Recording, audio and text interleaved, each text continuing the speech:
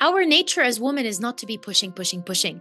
And that's why whenever we're pushing or we're in these, typical 9 to 5 jobs where we have to show up in the same way every day and create every day and produce every day because our society is so focused on productivity, something in us, our soul, our spirit, our energy starts to just deflate because that's not the natural way to be. And again, in a world where we are expected to be in full flow, in full productivity, in full giving mode all the time, something unnatural happens. And for me, one of the greatest medicines, I think by now you know it, and this is the medicine for the healing of humanity right now, in my opinion, it's nature. It's going back to nature. It's learning from nature. It's even in science, in social science, in any kind of thing we are creating in life, to go back to our natural ways.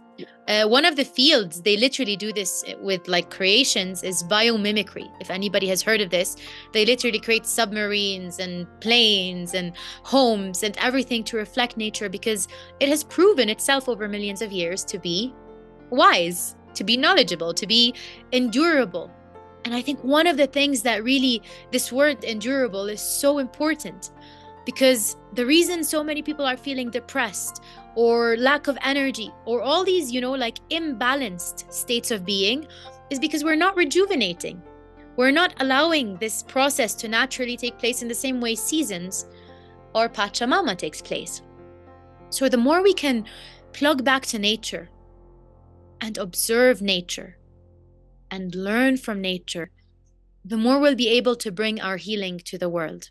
And I imagine everybody in this space, whether you know it or you don't know it yet, is a light worker on some level, at some point in your journey. Whether you are way, way, way in the beginning, or you've been nurturing it for quite some time and you're in this ripe popcorn popping phase, or you're already cultivating and something is already fruiting. And the more we know where we are in this process, in this journey, and maybe for some parts of our life, we are in some place, and in another place, we're just somewhere more mature, the more ease will happen. And if we can just breathe into the process, breathe into realizing that as women, we create in a completely different way than men, or as the feminine, because maybe also some of us have a lot of masculine energy, which is fine and needed and important. But again, a world ruled by only masculine energy is not going in a good direction, because it's boom, boom, boom, boom, boom, build, build, build, produce, produce, produce, produce. And nature doesn't like this.